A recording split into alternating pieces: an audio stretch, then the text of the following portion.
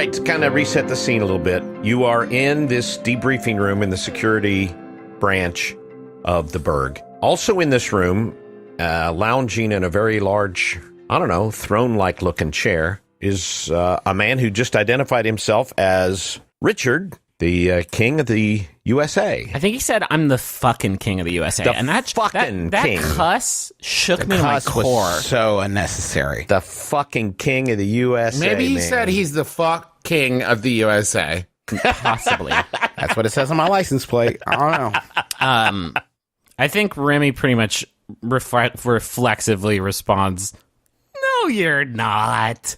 Yeah, I understand. Listen, hey, look, this is a wild concept, but let me tell you my story, and then we'll chat. We'll have a confab. Okay. No, and Nadia turns to walk out. Wait, hold on.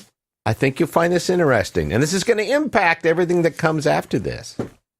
Okay, so we got to start off with a little history lesson. Okay. By the way, I got crudité up here. I got sparkling water. There's some shrimps. If you guys want to munch on something while I already have a mouthful of shrimp, and I say, "What's crudité?" I, too, will eat your shrimp. Yeah, I asked for Stromboli, but apparently we're out. I don't know what's the deal there. Yes, I claimed the Stromboli. Okay, so go back in history a little bit. King George III, the King of England. Did you know that his reign as king was longer than any other monarch before or since in England? 60 years, and he was a fighter.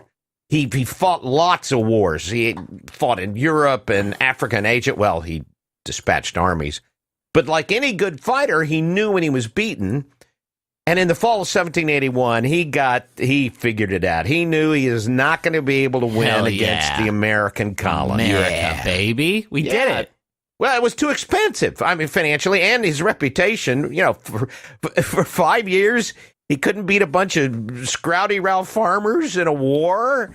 You know, other colonies were talking about it. The other crown heads of Europe were talking about it. So George III was, he's looking bad to France and Spain and all of his country club buddies, all the hoi polloi.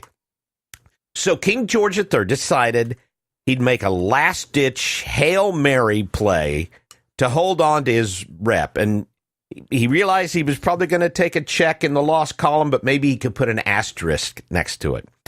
August 12th, 1781, he signed a royal decree naming a regent over the Americas, basically naming a king to rule. That he did this in secrecy, and in secrecy, he had that decree immediately dispatched to America on his fastest ship. But it doesn't matter how fast your ship is, the Atlantic Ocean, not a good collaborator. So it didn't show up until October 26th. That was 1 week after General Cornwallis surrendered to George Washington in Yorktown, which basically made the American colonies a free state, but not really. Should I be taking notes on all this? Not legally. Oh, no, bud. No, just let it work on you. Let the story wash over you. Okay. Now, what people forget is there was almost a year of negotiations with England, negotiating the peace. And those negotiations were headed up by the very man who was, in fact, the new king of this country. And that was Ben Franklin. Ben Franklin was named the king of the colonies. And it makes sense. For most of his life, Ben really considered himself to be an Englishman. As a matter of fact, for like 10 years, he was in England. Before the war started, he argued for colonial independence. So he was loved in all of Europe. Side note, Clinton, this is Travis speaking, not Nadia. How much of this is real to actual historical fact, and how much is Dad's game bullshit? Well, the royal decree could have happened. All right. Hey, second question, follow-up. Are you Illuminati? Maybe a little bit? Just, you would have to tell us if you're Illuminati. You would legally have to tell us Do if you you're mean the Dad Illuminati. or the character? I think it's Dad. Right now, Dad. Yeah, right now, Dad. Dad? I'm really not allowed to tell you if I'm Illuminati, boys. Okay. That's a confirmation. All right, so So when the document finally got to Ben, he was torn, didn't know what to do. But he really thought that this young country would have a better chance of survival as a democracy. So he never told his wife, and he never told his son, William, who was a bastard, by the way. Don't know if you knew that or not. Hey, that's not very nice. Yeah, it's kind of mean. He's a kid. But Ben did tell his grandson, Temple was his name, also a bastard. Game of Thrones didn't invent this shit. It was Temple who kept all of this going. And down through the ages, it passed from grandparent to grandchild. And that was the legacy of the king of the USA, with a bloodline leading all the way to Dick. To Dick. To King Dick. King Dick. King Dick. I love that. Don't you? Don't you love that? King Dick the First? I don't think I can overstate how much I don't love it. This is great and all, very National Treasure Book of Secrets too. It doesn't confer any special powers, right? Yeah, it's not really how it works. Like, I'm Queen of Belgium. Like, it doesn't, unless everybody kind of agrees on it, it's... One time in middle school, I won the state spelling bee, and I got a sash that said "best speller in the state" on it. But I'm not still the best speller in the state, and it didn't give me any sort of like control of an army. You know what I mean? It's just a title. Yeah. It's a title, but that's what my family has done down through the generation. Irene's grandmother once gave her a star. She did not claim this star. She never visited her star. It's like that. Yes. It's a lot. Yeah, it's a great example. Those are great points. But the key is the Do Good Fellowship has been doing great things for hundreds of years. And it's an example of what can be accomplished under, well, basically, my leadership. Let me give you an example. I understand your concerns. I understand your fears. But I and my descendants before me, we really believe in this. Cool. We've made all this money. Ben didn't believe in patents. He said that if you invented something, it would be shared with everybody. Temple didn't agree with that. And so he arranged things, and all through history, that's what my family has been doing. Do you know that Ben was the first U.S. Postmaster? Postmaster General of the United States. He was the first one. Yeah, even Remy knows that. Yeah, I knew that. But what you didn't know is he's the secret king of America. As a reward to Ben Franklin and his descendants, it was decided that 1/10 of every penny for every stamp minted would go to the Franklin family. How did they cut that up? I mean, yeah, how are you going to spend a little sliver of metal? A little wedge of a penny? Savings. Oh, you're taking me literally. I understand. Yes, it was a joke. I don't know if that was that clear? We do jokes here. We invented Bitcoin too, so. Are you asking us to be subjects to your secret monarchy? Is that the sort of TLDR here? I'm glad you called the question. Tonight is my first big step towards assuming the throne. I would like you guys to be on my side in this. You've seen what we can do. You've seen what the Do Good Fellowship can accomplish. You see the technical breakthroughs we've come up with and everything else. And I would like to know if you guys are with me or against me. If we choose the latter, is it going to turn into sort of a kill on sight situation in here, or what's the deal there? Oh, no. Richard. If you decide you don't want to do it, we call a deal. You go see Mr. Garfield in the finance department. You get your last paychecks, and it's thanks. Listen, this is not a military coup. This is not a revolution or anything like that. Just then, there's a voice that you hear behind you in the room. Alexa, play Royal Playlist M. And Tears for Fears, Everybody Wants to Rule the World starts to play. It's a good jam. A little on the nose. Richard says, damn, you do love that song, my love. Oh, by the way, guys, I think you've met the royal consort, Martine. And Martine, walks into the room and stands next to Richard. Is Martine the one that threatened us with a gun while we were getting our spray tan? I was just doing my job, fellas. Head of security. You know that. Oh, the one I hit with I think a cinder block or a hammer. Do you mind? We're kind of a package deal, I guess. Do you mind if we confer for a little bit? Oh, absolutely. This is what it all comes down to. The time has come for you to show your commitment. The greatest president, although I'm not really that big a fan of the title, John Adams said, there are only two creatures of value on the face of the earth, those with the commitment and those who require the commitment of others. You know, we're talking like commitment to a friend, commitment to a lover, commitment to a family, commitment to an organization, to a government, to an ideology. I just want to know if you three, Remy, Nadia, Cardala, Irene, if you're in there, if you are committed to me.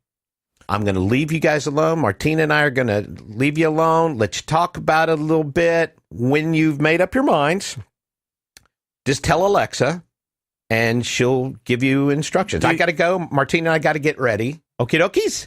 Sounds good. Thanks. Great. Thanks a lot. Mm-hmm. All right, bye. you guys. Yeah, have a good one. Bye, weirdos. See ya. Okay. Yeah, bye. And they walk out the door. Okay. Hey, we need to get the fuck out of here, right? Yeah. It would seem, yes. Okay, because what he's saying, all of that, great, but Secret King of America, this guy seems pretty dangerous. Yeah, listen, it's not that I just super duper love our current government or no, it's whack. It's government in general, but as soon as someone starts talking about I'm the secret king of America and ascend the throne or whatever, it starts to kind of cross outside the realm of, normalcy and logic and into the realm of, okay, bye. Also, Martine did threaten us with guns when we didn't really do anything. I'm worried about sort of where they... she'd fit in well leading America right now, but... Sure. Cardala, how are you feeling? Cardala serves no man. Yeah. This should not come as a surprise. And it doesn't. Yeah, that's fine. I serve no one, but... The rhythm. Cardala and Irene, we are bound. Cardala serves no one, but I am bound to you too. I care not for the king.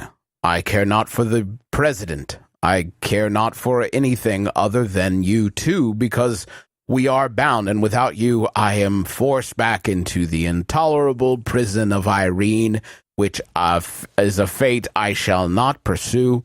You have my support.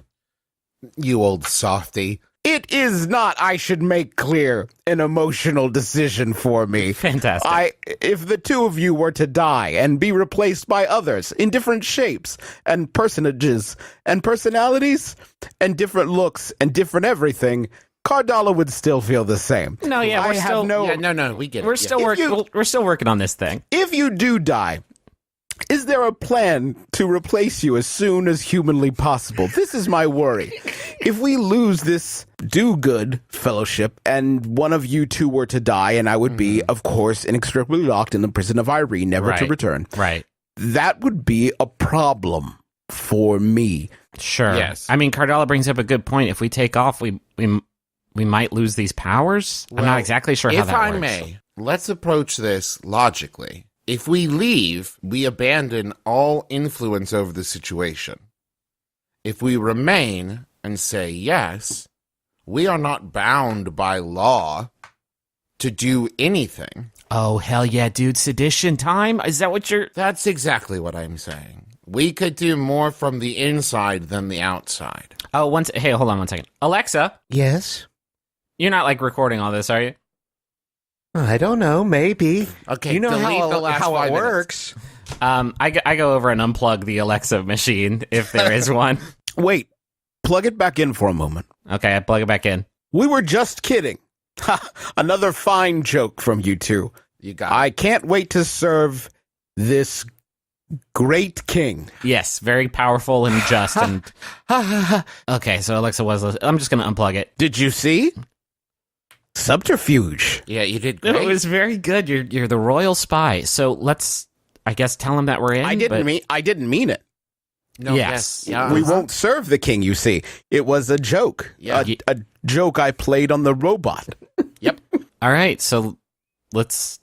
It might get tough. Like we don't really know what we're going up against, and to be frank, I don't really know why I'm going up against it. It's just sort of a gut feeling. Let's take stock. All right, you have you can jump real good and punch real good. I can turn my body into weapons, and Cardala is a god. Thank you. So I think we're cool. All right. I plug Alexa back in. Alexa, we're down to clown. Step out into the lobby and follow the 24 question mark logo. Oh, God. All right. So you step out in the hallway, and there's a big projected 24 question mark logo, and it leads you down the hallway. It leads you from the security wing into the very central hub of the Berg. You have not been in this particular area before. It's a very large chamber. It's a large chamber that is similar to the installation room you were in before, in the fact that it's cut in half by a very large glass wall with a door in the middle of it. And the far side is a raised platform, a big square platform in the far side, in the far half, with a 24 question mark logo on it. And on this side of the door, you have three of your friends, well, co-workers that you remember from the mixer. Sylvain, the security guy, who is carrying two very large knives. Great. Is that his also, superpower? He can have two knives? Knife haver. You will find out soon. Well, maybe not. Maybe you won't find out soon. Another male, Lyd, and Jamie, who you've also met. And they're all geared up in their vests and ready to go. But in front of them, between you and them, stands Richard, King Dick wannabe, smiling, his arms spread wide, and he says, "All right, my friends, have you made your decisions?" Yes, we're very excited to serve you, a real king. Excellent. What about you guys? It may seem like God. we are too excited. Yep. Yes, We're yes, in. super excited, super excited. We are in. Super in. Totally. Well, I want to make sure. My liege. Oh, I love it. So all three of you are in? We had no hesitation. So glorious was your vision. We are so excited to serve you, a real king. That is what I see. I told you this is going to work. I told you. He's calling back through the open door to Martine, who's standing there. I told you this was going to work. I told you they'd be on board. Excellent. Okay, we're about ready to get started.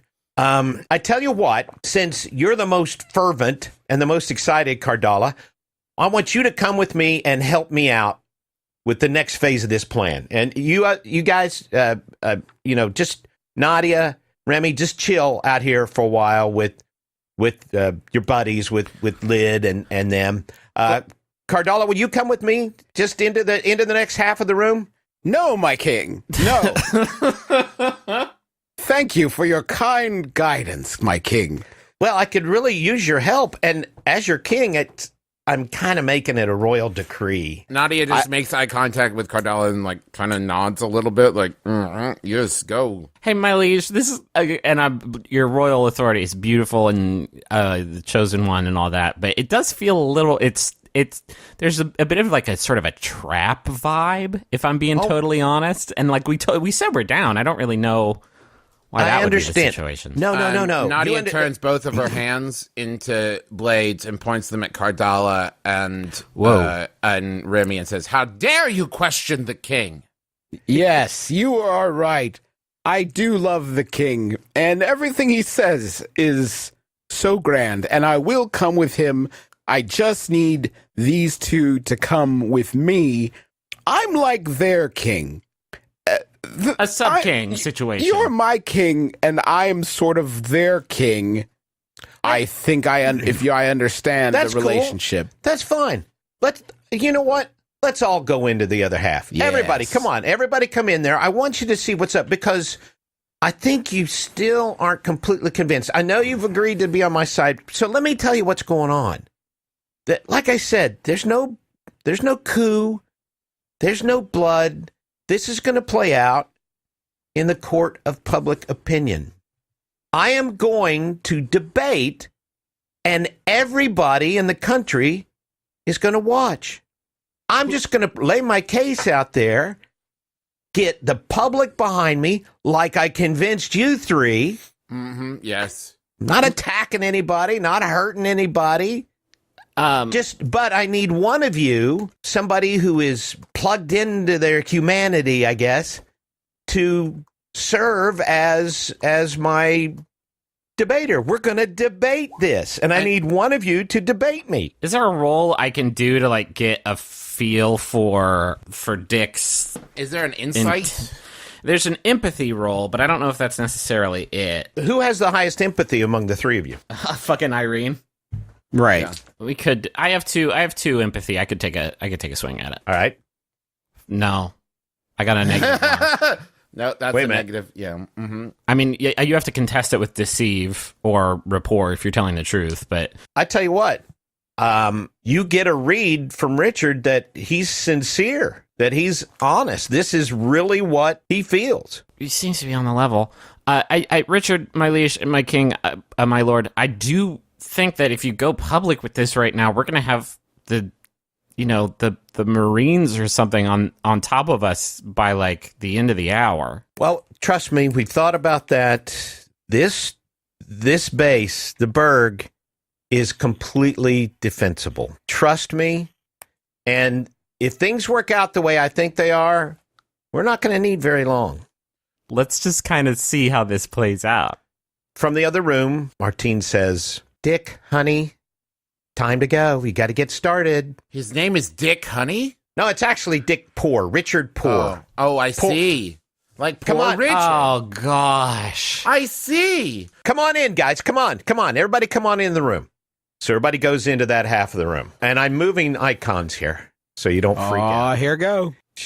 You have to set it as the active page. There we go. Oh, there we are. A lot of red. Yeah, yama. Well, this is a heck of a map. It doesn't seem like a welcoming room. All right off the bat, you notice something. On the far side of the raised platform, Richard is now standing on the raised platform. There is a large chair.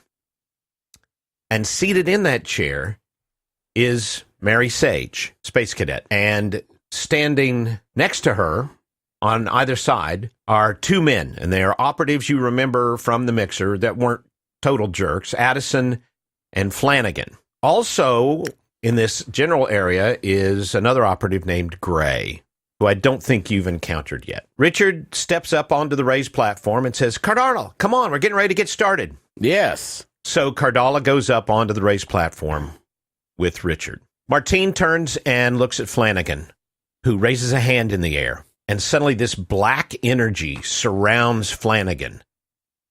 And Flanagan places a hand on Addison's shoulder, and that black energy seems to flow through Addison into Mary Sage. And Mary's thing of her hair starting to wave up, her eyes lighting up, she is powering up. But she's powering up like never before. Her powers are incredibly enhanced. And Richard turns to you and says, "See, this is how I'm going to talk to everybody." You couldn't get a fucking webcam or something, my dude? That wouldn't assure that everybody would see this. This is going to show up on every screen, in every digital readout, in every computer, in every game, anything with a chip in it. Hell, it might show up in somebody's microwave oven. I don't know. But this message is going to go to everybody, courtesy of Mary's power, enhanced by these two. Is that not awesome? I mean, yeah, actually, like, yeah. When you're done doing your thing, can I just put my mixtape out there? Hey, that's a great idea. I wish we had, I don't know if we can do sound. So Addison's a conduit. Flanagan creates The energy. okay. And it goes into Mary. Got it. Okay, so they are 3 operatives. They are 3 heroes. They are like us. 3 operatives, correct. Okay. So Richard looks up and says, Alexa, play Royal Fanfare 1. And he says, friends, I am your king. Big, bold start. Richard Poor, King Dick. Public opinion. And I am here to pass along a very important message to you. This nation has outgrown its method for choosing its leaders. Think about this. Every 4 years, sometimes 8 years, this country is bitterly divided. Every 4 years, a new person steps into the leadership of this country and has to reinvent the wheel, reforge alliances, restate his or her vision. I believe in vision, not division. Let me bring everybody together. I am the legal, rightful king of the United Sovereignty of America. Alexa, attach the file visual of the royal decree. Dad, do you assume at this point everyone thought they were getting viral marketing for a new Kingsman movie and have already tried to close it? That would be, yeah. You have to assume, right? Can't close it, though. Can't close it. All Can't right. close it. I want to provide the leadership to you that will make this country not only as the most powerful country on the planet, but the best country on the planet, doing great stuff like the Do Good Fellowship has done for years. I want you to show the same courage that those Scrouty Rail farmers showed. I'm not talking about a revolution. I'm not talking about a coup. I'm talking about replacing a CEO. What if you had to change the boss of a business every 4 years and start all over again? No violence, no bloodshed, just me providing a vision. Cardala, tell them what we're talking about. Yes. My name is Cardala, and I love this excellent king. For many minutes, I have served him, and he has always shown himself to be the king of America. And I am very excited about how much I love this great king. And this is not a joke or a trick. A good try. Good try. Right now, my head of information tech is uploading a file to each one of you listing all the amazing things the Do Good Fellowship has done for the last couple of centuries. And Potts pushes a button from his operating station. From our R&D department comes a list of all the marvelous scientific innovations we have initiated. And Joe pushes a button. Medical breakthroughs. Grace pushes a button. New techniques in finance. Mr. Garfield pushes a button. International relationships. Scully pushes a button. Dance moves. All these attachments go. Recipes. This is what I am offering. This kind of leadership from an organization that believes in me and what I stand for, that a king would be the best thing for this country. And at that moment, Mary Sage starts to scream. Hey. Mary Sage is completely surrounded by this quivering black energy, and she screams again. And you see blood coming out of her nose. Addison says, boss, it's too much for her. I think it's way too much for Mary. Cardala looks into the camera and says, America, meet your king. You have met him, and you know his great wisdom. Now, behold your God. and then tackles Addison. Okay. Nadia is also ready to go. Like, Nadia's just been watching Cardala this whole time and kind of counting down an imaginary countdown in her head. Yeah, sure. All right, so you move to tackle her. Okay. That's a 4, which in the fate ladder is great. A great tackle from Cardala. A great tackle from Cardala. As Cardala starts to make the move towards Mary, Sylvain moves. And with super speed, which is his power, places himself between Mary and Cardala. Cardala tackles Sylvain, and Sylvain's momentum carries Cardala off the platform and off to the left side, off to the floor. He takes 2 in physical stress and a mild consequence that his ankle is kind of dinged up. He can still move, but he can't move very fast. But injured ankle. That's an aspect of him. Owie on the ankle. He's got an owie. He's got a big owie. Yeah. I'll mark that down. Richard says, Whoa, wait a minute. There's no need for that. Let if it's killing Mary, let's shut it down, and we'll finish this later. We've kind of made our case already. And Martine takes her gun out and points it at Mary's head and says, I don't think so, sweetheart. I think we need to finish this. I say, well, this sure didn't last very long, and I jump at Martine to try to interrupt this hostage situation. I mean, if this thing's popping off, we may as well just do it. I got a 5 on my athletics roll. Okay. I'm not trying to tackle or injure in any way. I'm just literally trying to jump into her to keep to cool this situation a little bit. And as you're coming down on her, her eyes flash red because she too is augmented with the stem plants. Fantastic. Her eyes flash and heat beams come out of them. Son of no, this sucks. This is bullshit. They just barely they miss you, but she does shoot heat beams out of her eyes. Damn it. Nadia, what do you do? While this is going on, Nadia walks up calmly, turns her hand into a knife, and puts it to Richard's throat. Okay. Martine, I think we're done. Let's see. Let me think here for a second. Give me a second. I did not expect this. Yeah, I can roll to intimidate. Do a roll to intimidate.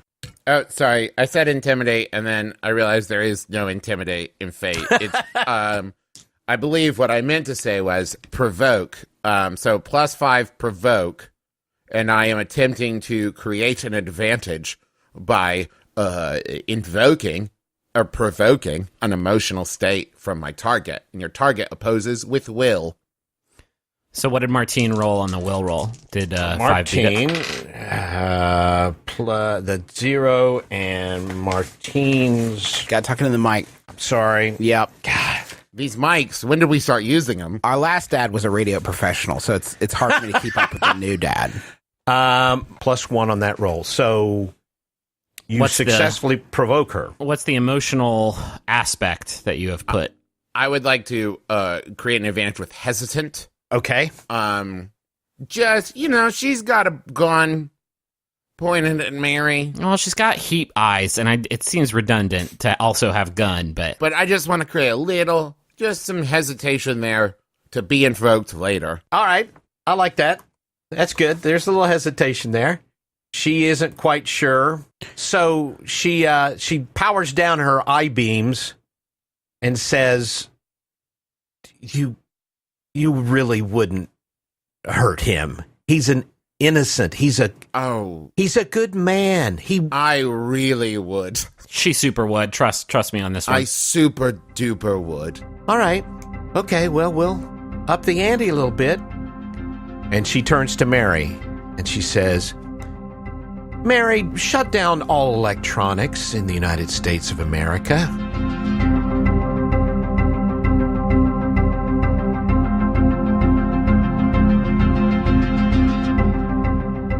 how's our heroes gonna get out of this pickle? Hey everybody, this is Griffin McElroy, your game player and your best friend, and thank you for listening to The Adventure Zone. This is the last episode of the commitment arc that Dad put together for us, and we're really happy with how it turned out. We have been talking about some changes that we want to do to help this sort of experimentation between seasons process go a little bit smoother and a little bit faster, and we will have something to announce on that front very soon, so stay tuned. We're just really eager to get to whatever season 2 is going to be and really start putting together that big next story that we want to tell, so we'll let you know real soon what we've decided on. For now, though, let's get to the advertisements. First off, I want to tell you about Movement Watches. That's MVMT Watches, a company that was founded on the belief that style should not break the bank. I have a Movement watch. I think all of us do, and I'm really enamored with it. It's got a big, beautiful face, bold fashion, fashion forward, very sexy. And it's weird to say that about, my own wrist, but it's the dang truth. And hey, the holiday shopping season's here, and with Movement, you can skip the crowds and standing in lines, and you can find a gift that your loved ones will love at prices that beat department store prices. Movement watches start at just $95, and at a department store, you're looking at up to like $400 or $500 for a nice watch like this. By selling online, they're able to cut out the middleman in the retail markup. These watches have a classic design, they have quality construction, and styled minimalism. You can get 15% off today with free shipping and free returns by going to mvmt.com/adventure. Now's the time to step up your watch game. Go to mvmt.com/adventure. Join the movement. I also want to tell you about Blue Apron. We love Blue Apron. Rachel and I have been members of the Blue Apron family for a while, and we love cooking all the great recipes that they send to us. We recently did a Thai yellow curry with beef that was really, really super tasty and way better than a lot of the takeout yellow curry that we've gotten in the past. Blue Apron is just fantastic. They deliver fresh, pre-portioned ingredients and step-by-step recipes right to your door that can be cooked in under 45 minutes. And the menu changes every week based on what's in season and is designed by Blue Apron's in-house culinary team. They are treating the Adventure Zone listeners to their first dinner, a $30 value, if you visit blueapron.com/adventure. So check out this week's menu and get $30 off with free shipping at blueapron.com/adventure. Blue Apron, a better way to cook. I also got some Jumbotrons this week. First one is for Jack, and it's from Michelle, who says, "Hello. I know you don't like podcasts, but aren't you glad I made you listen to all of the Adventure Zone so you could experience how awesome it is? Unless I'm being super optimistic by submitting this Jumbotron when you're only on episode 2. But if you gave up, then you won't hear this message. So I guess that's not too embarrassing for me. Bye." It's so important when you send these messages in to still treat them like proper letters with a classic sign-off, a good salutation in there. I know this is a podcast and, we're just doing ding-dong jokes 24/7, but a little bit of decorum, it really goes a long way. It's a fancy podcast. I demand to be treated like you're at Cotillion or something. Jack, I hope you managed to stick with it, but, those first few episodes are pretty rough, so if you bailed, it's all good. All right, here's a message for Danny Boy. And it's from Hawkeye, and the message says, "Poop truck." So that's in the podcast forever now, and in the future, when this digital file is in the Library of Congress or some sort of alien archive, if they take over and want all our digital media, that's going to be there in there forever. It's timeless and forever and eternal, and it'll never die. But good job, Hawkeye and Danny Boy. I hope it was worth it. Hey, thanks for tweeting about the show, The Adventure Zone, using the Zonecast hashtag. We sure do appreciate you spreading the word, especially as we are sort of between seasons and could use some help getting new listeners on board as we try out these new things. If you got a friend who's into more comic book stuff, when we finish this episode, or it's already finished, but when you finish this episode, we'll have this little self-contained superhero short story, and maybe you can turn your friends onto the show that way. Or if they like whatever the next genre is going to be, be, then maybe sharing it that way would be good. We don't pay to advertise the show at all, and so we sure do appreciate you going out and spreading the word, because word of mouth is the only way that we've been able to have this really awesome, very unique listenership that we have today. Thank you to Maximum Fun for having us. You can go to MaximumFun.org and check out all the great shows there. Shows like Stop Podcasting Yourself, One Bad Mother, Jordan Jesse Go, Judge John Hodgman, and so many others. And if you want to hear other podcasts or video stuff or anything that we do, you can go to McElroyShows.com and find links to all that stuff there. I think that's it. We are going to be doing a Tacoma live show that we're real excited. I've almost finished prepping for it, and I think it's going to be a really, really fun one. That will probably be the next proper episode that you hear as we sort of get ready for the next experimental arc. But again, stay tuned for more information. We are changing a little bit how we are going to be doing these experimental games in an effort to get to Season 2 a little bit faster. And like I said earlier, we'll let you know whenever we have more details on that. So yeah, enjoy the rest of the episode, the finale of Taz Commitment, and we will be back with a new episode on December 14th. Holy shit, 2017, we hardly knew ya. That's not true. We knew you pretty well, and you fucking sucked. See you next time.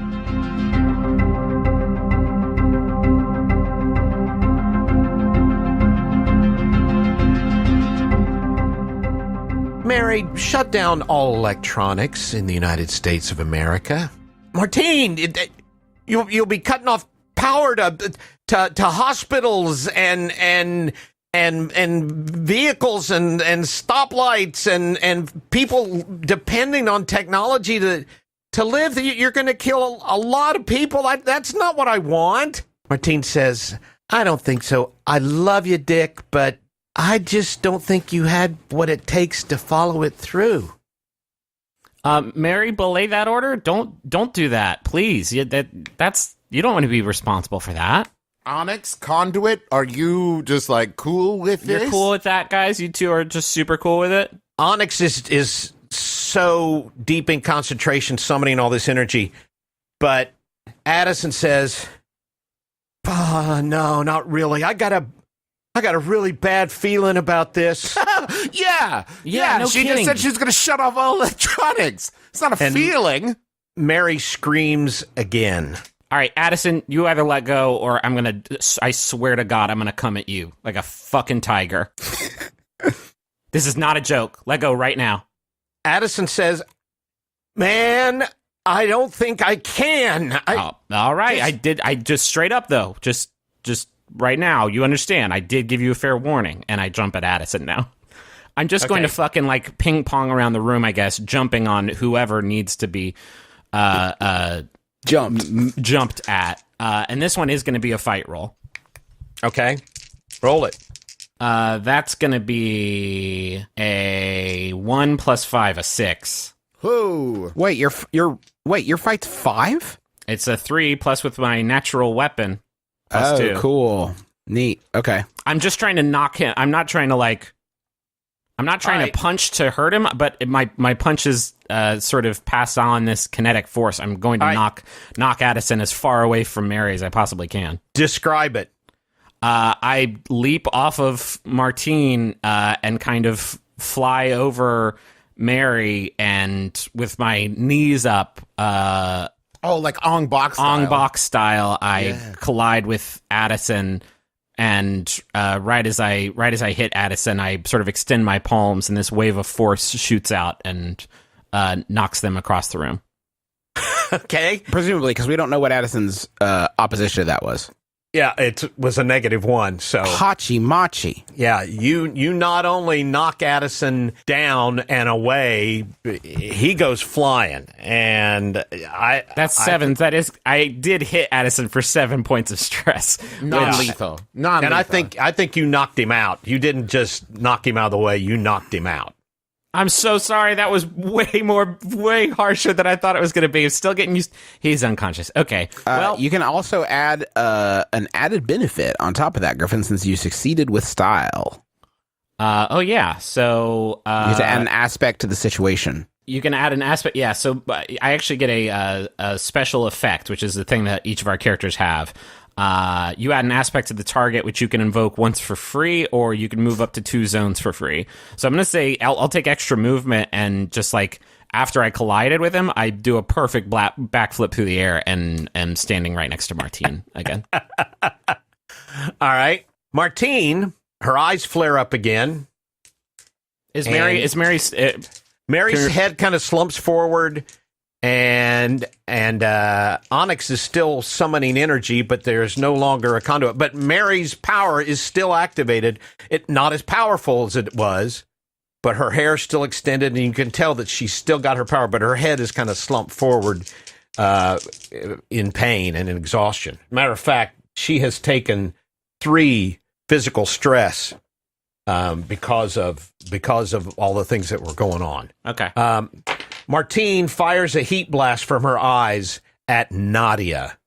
1, 2, has 5 in shoot. So 1, 2. She shoots the heat beams effectively at Nadia. Nadia, what do you do? So you have to defend with athletics against shoot. Yes. So that's a +1 to athletics. My athletics is +1. Yikes. So that's a 2 versus, what was it? A 7? Was it? It was pretty freaking good. Well, I'm going to use collateral damage.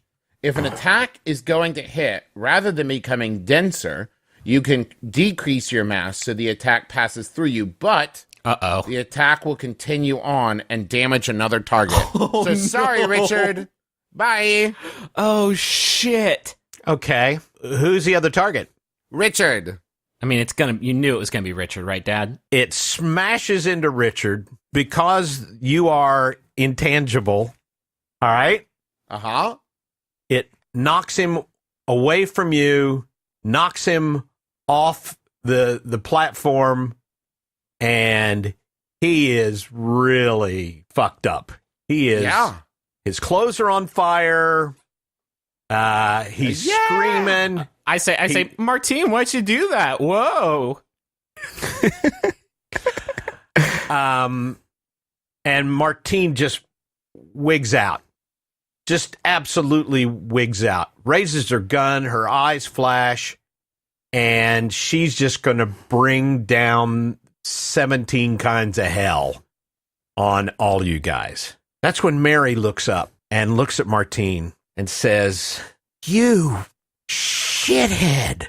You were going to make me kill thousands of people." Probably millions. Yeah, just probably millions. Screw you. She squints her eyes, and there's this humongous tremor that runs through the entire room. Hell, runs through the entire burg. Instantly, the 12 branches that house the different departments separate from the central hub and start to submerge. And the central hub is rocked by this. It was never designed for all of the branches to separate and become distinct vehicles or whatever at the same time. And things start going to that 17 kinds of hell all of a sudden. The central hub, now basically a huge floating platform, starts to rock back and forth. And the stress on the building is huge. The cracks start appearing in the walls and in the ceiling. And Martine rushes over to Richard's side. But this has started a chain reaction that just is not going to stop. Onyx and runs over and picks up Addison and takes off. They flee. They run. So does Gray. Gray runs after them. And so do the other operatives, except for Sylvain. Sylvain is still standing there waving his knives. He has positioned himself between you guys and Martine and Richard. And they're by the door? Yeah. The cracks in the walls start getting even larger, and large chunks of the ceiling start falling, exposing the sky and the air outside. The machinery, technology starts exploding, and you hear a klaxon start to ring, telling people to escape, to leave. And Martine looks up from Richard's body and says, "He's still alive, no thanks to you." You're the one that shot him. Yeah, it's you. You did that. Well, shut up. Okay. Mary, could you stop? You've made your point. No, I Okay. can't stop anything. I sent him away. I split it all up.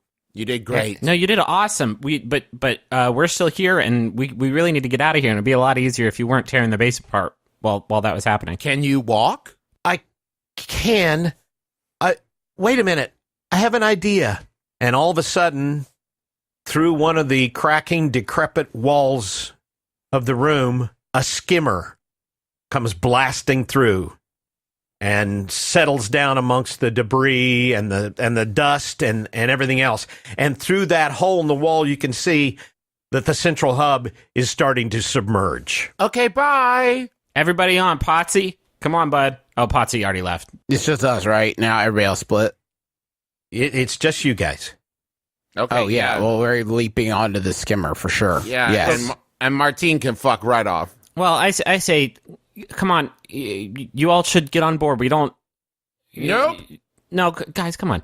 Nope. You're gonna die if you stay here, and we really need to get going. If you want your king to be safe, we gotta go right now. Cardala runs over to Martine and Dick and picks them up in one in each arm and says, "Please, my king, your Cardala, safety we don't have is to do paramount that. to me. We're not doing that. No. I'm saving the king. Surely I will be honored for this amazing contribution." Cardala is running towards the skimmer with both of them. All right. And Sylvain can't follow very quickly because of his injured leg.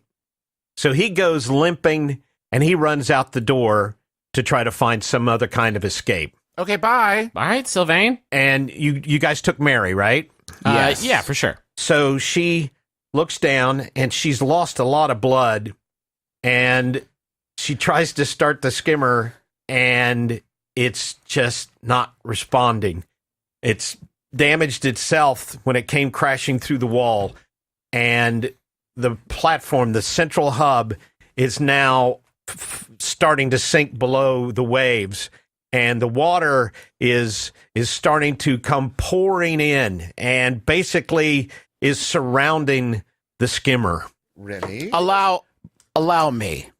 And Cardala claps her hands and summons a thunderbolt to hit the skimmer. This is good. Cardala has I would say, poor understanding of electronics, but thinks that this should do the job.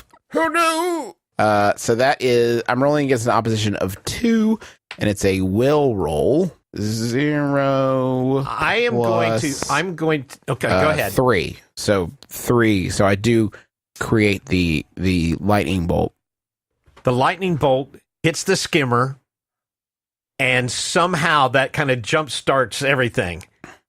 And Mary says, "Hang on to something," just as the platform starts to go under the waves, and the skimmer backs up out of the hole and hovers there on the waves, and you see the central hub sink under the water. You also see in the distance a number of other skimmers start to fly off, and they're all gone. You're watching this awesome hole in the water come crashing in like the Red Sea filling back in after parting. I say, I'm gonna have to buy some new clothes. Shit. I look at Martine and I say, "Oh, what? Oh, this is so important. I have to tell you one thing." Bonk. And I turn, Nadia turns her right arm into a baseball bat and clobbers her, trying to knock her unconscious. Oh, no. Well, it only ends up being a +2. Not great. Okay, so a +2 and athletics roll to defend. It's all right. It's a -4. Okay. So Real comedy of errors we got going on here. the bat whacks up against her head, and she collapses right next to Richard. Okay. Is Richard conscious? He is conscious, but he's in a lot of pain. Good. Sorry about your kingdom. This is what a waste. Yes, I believe that represents many stamps. Bummer, I guess. It's not the end of the kingdom, and it's not the end of me.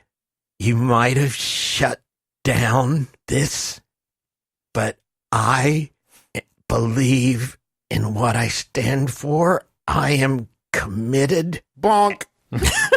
Travis just rolled in the program again. That's a what? So what is that, Trav? So that ends up being +4. Okay. And in his weakened condition, that knocks him right out. He's gone. You know, Demon, I like you more and more. I talk to Mary and I say, "Hey, I'm glad you're doing okay. Are you the one flying this thing right now with your brain powers?" Mm-hmm. Where do you want to go? The White House, I guess. And what are you going to do? Hand over the King of America? I don't know. I'm just kind of thinking out loud. You know the White House isn't a prison, right, Remy? Like, we could go to, like, Joliet or... Yeah, but you can't just take a guy to jail and just be like, "Here, I got a new one for you." That's true. What exactly crime do you want him to be charged with? Sedition, treason. Treason's a good one. I mean, he did just sort of broadcast his treason to all of America, so I think it would be pretty easy to make a case. Maybe he wasn't entirely wrong. Well, okay. All right, but... You tell me where to take him, and we'll take him there. I like the idea of the White House. I don't know about you all, but I think it could be fun. I don't know, maybe the Pentagon? Why does the color of the house figure into our decision? That was a joke. It was... Hey, that was actually a joke. Thank you. And the skimmer goes zipping along the Gulf Coast, headed towards Washington, D.C. Mary says, "Oh, wait. Okay, there's something else." She squinches her eyes, and a little panel opens, and out come a bunch of Strombolis. Yes. What a fucking Archie Comics ending to I love it. And Jughead gets his burgers.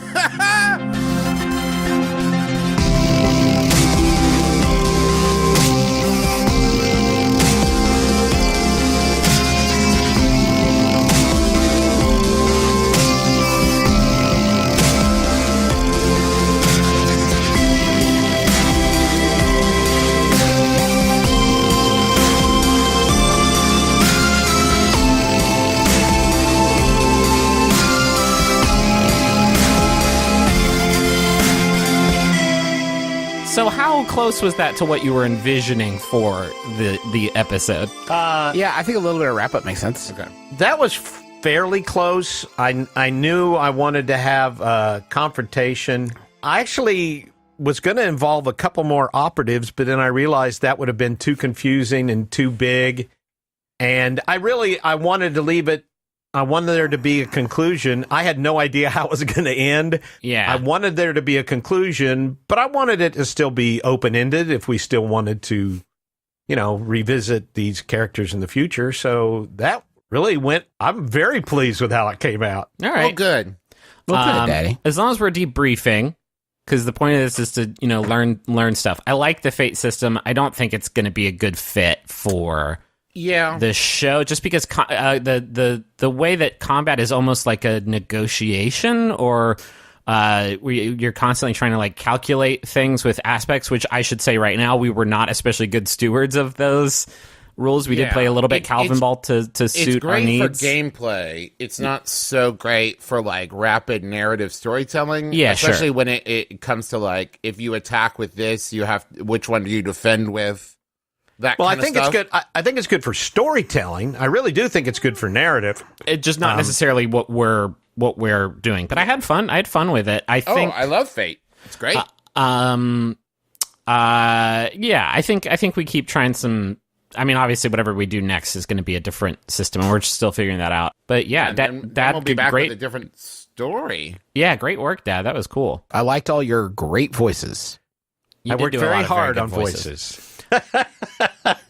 Apparently, what was limiting me was just doing one. Just doing one. I needed to do 24. You're too multifaceted. Yeah, I would just too like a diamond with one facet. I was too good for the room, I guess. So I guess that's it.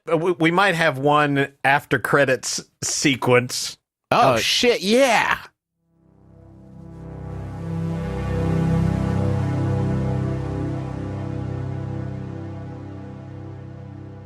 It's a hospital room, and Richard is hanging on to life. He is surrounded by monitors and wires, and Martine is by his side. Sylvain is standing over to the side. The doctor walks in, checks the monitors, looks at her clipboard, looks at Martine, and says he has a very long road ahead of him, but I believe he's going to survive. As a matter of fact, I would be willing to bet he's going to thrive. And she reaches up and flips over her medical ID tag, and it has a 24 question mark logo on it.